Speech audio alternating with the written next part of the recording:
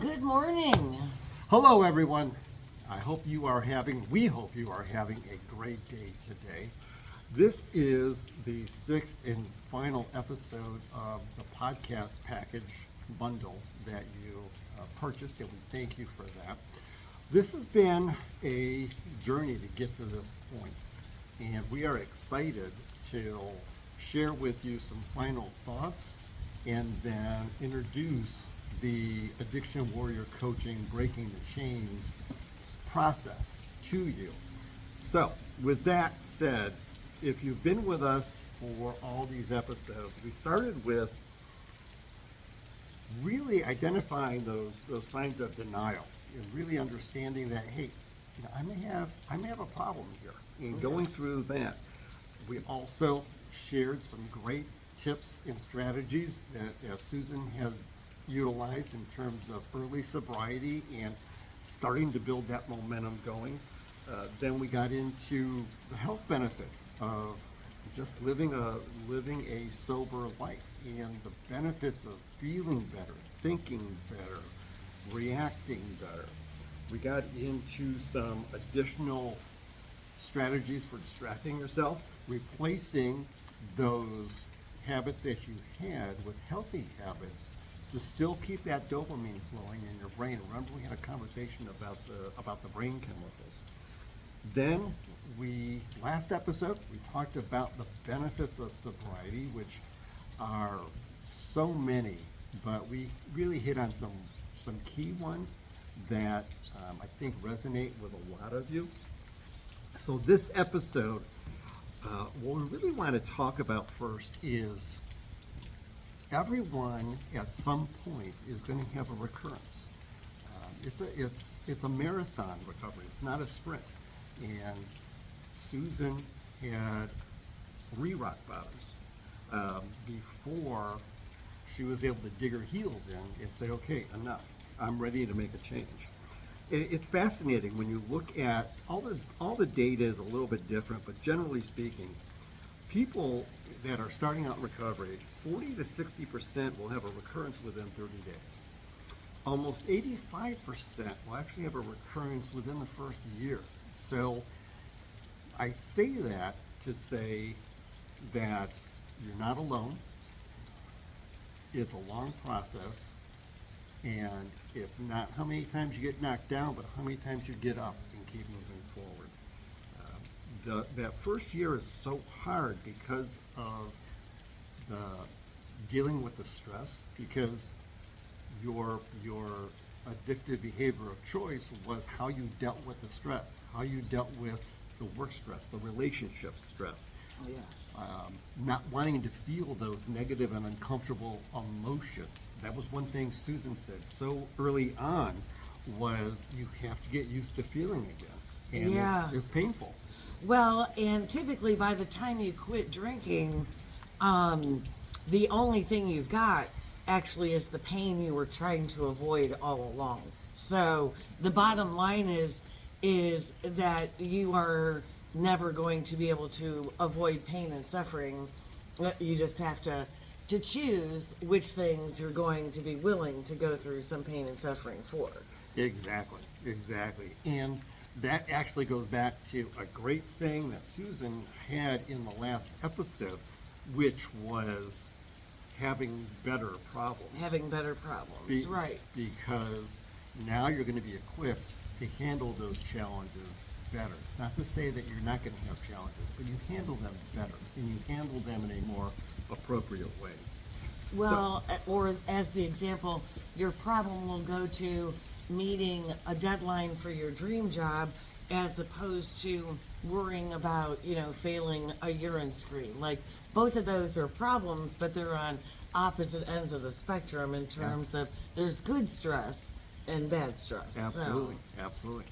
Susan, early in sobriety, the challenge was trying to find, for an education professional who's got an MBA, trying to find another job in education with all the baggage that was part of the history in addictive behavior. And having to take a low-paying job and then get to this point where And working my way back up again. exactly, So, and now teaching at the college level again. yeah. So it's amazing. Our approach to this is holistic, meaning that you have to have your medical challenges addressed with a medical professional. You need to have your mental challenges addressed with a medical professional. We've talked about this before, there are comorbidities involved with addictive behavior. Both of us have ADHD. It's really a must to have those treated before you can start moving forward, whether it is the medication, whether it's therapy, whether it's counseling, psychiatry, whatever. Those will help you understand how you got to where you are. The coaching that we do is going to help you move forward and figure out how to get from where you are now to where you're trying to go to. And the way I described it is if I have my ADHD challenges under control, for instance, and I have learned strategies to work with that, or I can even at least recognize, like, okay, I'm going into hyperfixation mode, this will lead to burnout, force myself to take a break before I reach burnout. So if I have, that self-awareness and that self-regulation in place, then that issue sort of goes on cruise control. And now I can deal with, say, some financial problems. And then after like extreme focus on my financial problems, now that goes into cruise control. And you start making actual forward momentum in your life because some of the issues that have been going nowhere for a long time actually get addressed and can go dormant, I guess, for lack of a better term. Yeah, absolutely. And Susan has kind of touched on it a little bit, but the last 12 to 14, 16 months for her has been so challenging, might even say dumpster fire, with a lot of obstacles and challenges that she's had to face and overcome and maintain sobriety, because she is dealing with them in a much better way than what she would have in the past. I had to deal with, as was mentioned, trying to find a job while having a couple of misdemeanors, going through some friend breakups, having a rough time out here in the dating world. So, I definitely, but these were all better problems than the problems I was dealing with in active addiction. Absolutely. So, what can't be coached? So, when you engage with us, there's something that can't be coached. And that is, once you hit your rock bottom, how effective are you at finally digging your heels in to say enough is enough and being committed to making lasting change in your life? Susan would not be at 4 years plus of sobriety if she didn't reach that point to dig her heels in and say, I can't do this anymore. I need to get help and I need to do the heavy lifting myself. I always talk to clients about, you have to do the heavy lifting. Susan and I are here. We're going to facilitate the coaching process. We're going to support you. We're going to celebrate your victories. But you've got to do the heavy lifting. Nobody else is going to do it for you. So with that, I do want to share one thing, because when you do a Google search on recovery, anything that has to do with recovery, you're going to get 2, 3, 4 million different hits of programs. You'll be inundated with information. I do want to share, or I want to ask Susan to share her story in early sobriety as she was trying to make those changes and what her experience was with some of the other programs out there. So I had tried traditional recovery. Actually, I was court ordered to try traditional recovery. And there were definitely some good pointers that I got from the program. Staying single, the no big decisions for a year. Those things were really helpful.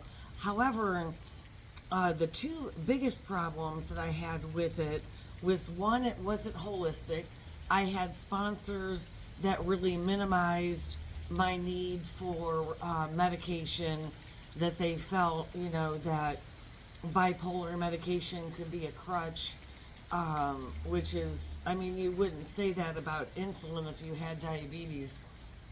So that's a really very stigmatizing view of mental health.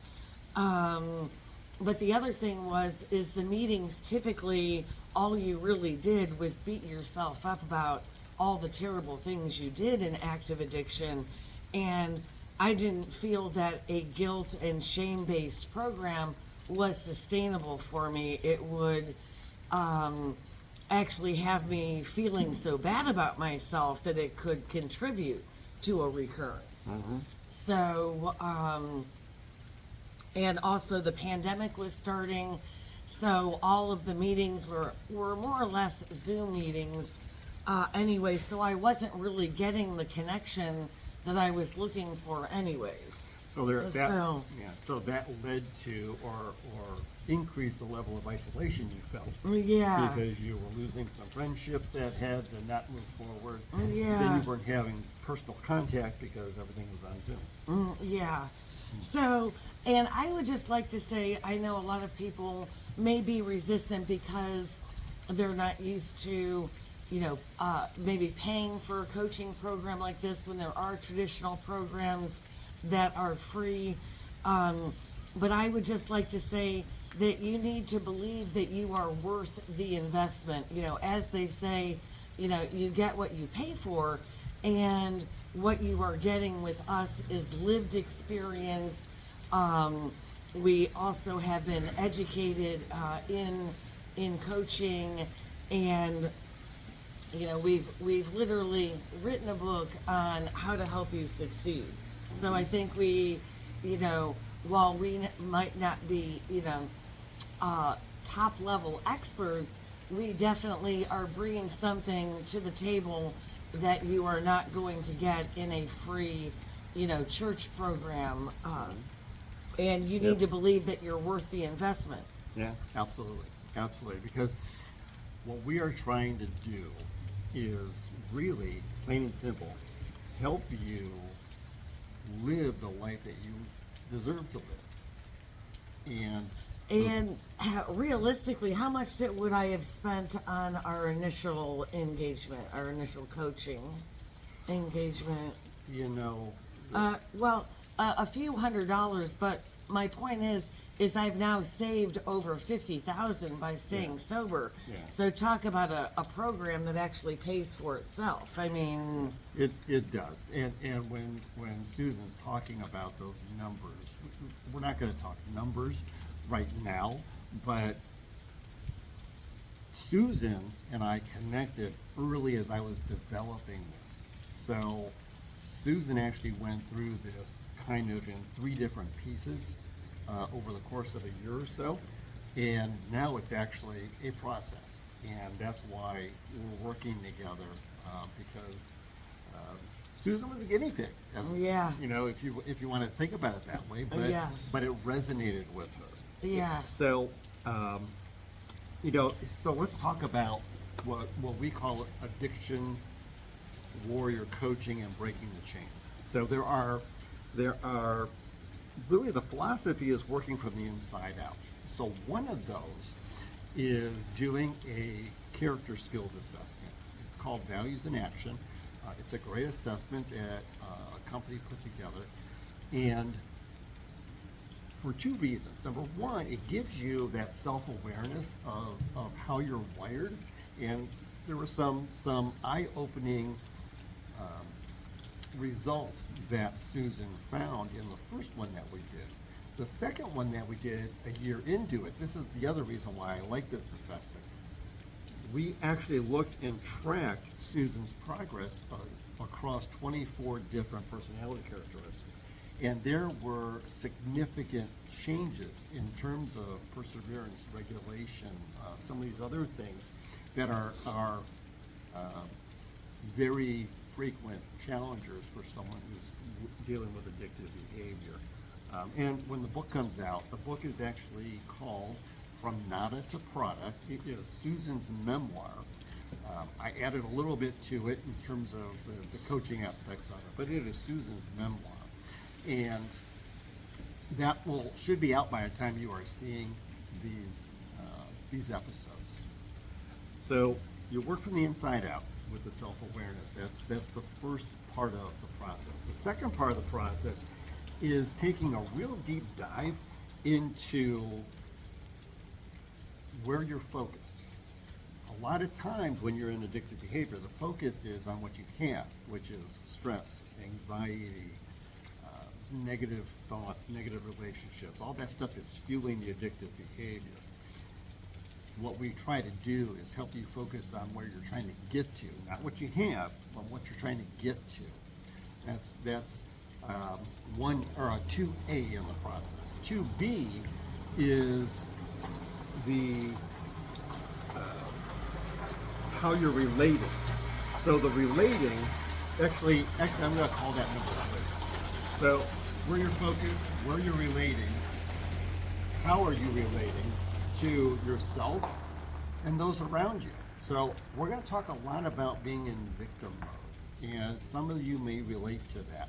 Being in victim mode, that's when you feel like you have no control over your life. You're spinning out of control, and it's painful, and that's what's fueling your addictive behavior. So moving out of that victim mode.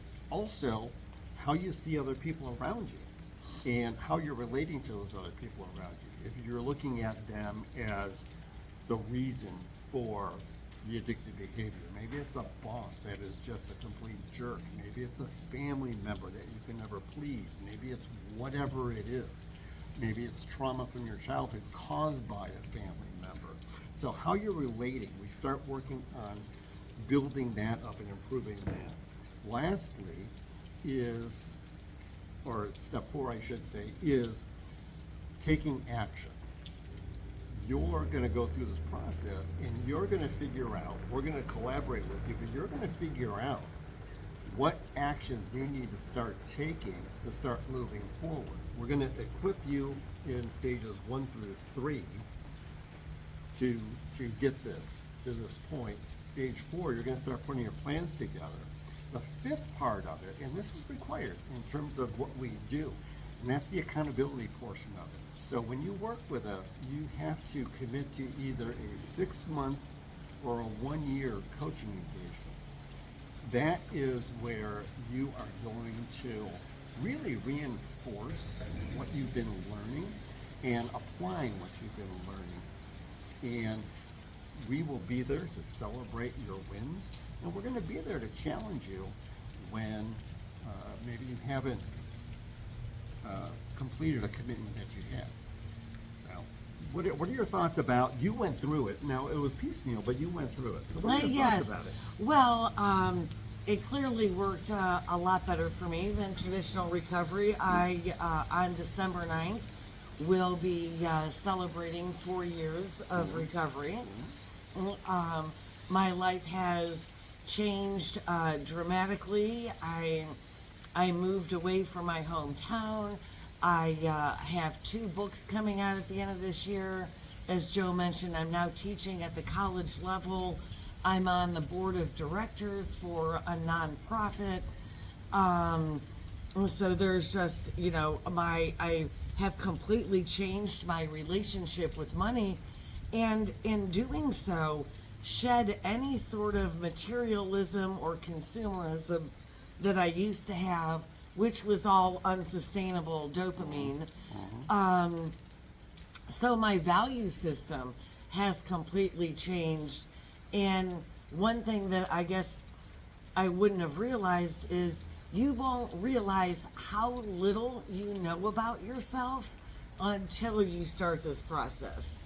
I know at certain points I felt like my entire personality was just a trauma response from unresolved issues, but you will be surprised at how little you really know about yourself when you start this journey.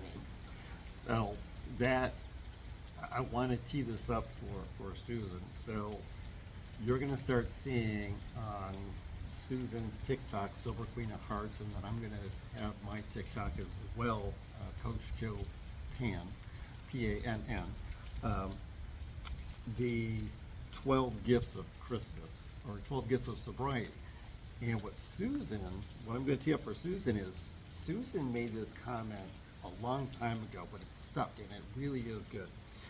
Part of what fuels addictive behavior is the fear of missing out, FOMO. And Susan came up with the opposite of that, which is The joy of missing out. the joy of missing out. So JOMO. So you're going to go from FOMO to JOMO. Oh, right. Like, I'm glad I'm missing the hangovers. I'm glad I'm missing the close calls with the cops. I'm glad I'm missing my being overdrafted. There was nothing positive to miss by the end of my run with drugs and alcohol. The only thing I was left with, as I said, was the pain that I was trying to escape. And I guess for me, the pain of staying the same was greater than the pain of change. Yeah, absolutely. You get to that point. So, with that all being said, what I encourage you to do, if you're sober curious and you've hung on with us all through all 6 episodes, if you are early in recovery and having some challenges with recurrences, if you're a family member of someone with addictive behavior who can benefit from what we are doing, then reach out to us. Susan's website is sobrietyinsightcoach.com. My website is coachjoepanito.com. Go out to those websites, go to the contact page, reach out to us. We'll get an email, we'll respond to you. We can set up a brief introductory call just to talk about your situation and whether the Breaking the Chains coaching that we provide will benefit you. And when I say will benefit you, we are confident it will benefit you. The real question is, are you ready to dig your heels in and make lasting change? That's the question. The question, because again, we can't coach that. That's got to come from inside you. Yes. So sobrietyinsightcoach.com, coachjoepanito.com. Look at the contact information or the contact page. Send us an email. We'll set up a phone call with you, introductory, just to get to know you, so you can get to know us and talk about your situation and see if this will benefit you. Any other? No, I just really hope that you embrace your recovery journey and shift your mindset from the fear of missing out to the joy of missing out. Shifting your mindset really can change everything. So. Absolutely, absolutely. One of my taglines is think differently. What we're doing here is helping you make a shift and think differently. That mindset is going to shift. And, I get excited when I see people like Susan and my other clients that are making, these positive changes, and Susan gets excited by it too, obviously, Yeah. and that's why we paired up and want to do this together. All right. Hopefully we'll see you soon. Take care.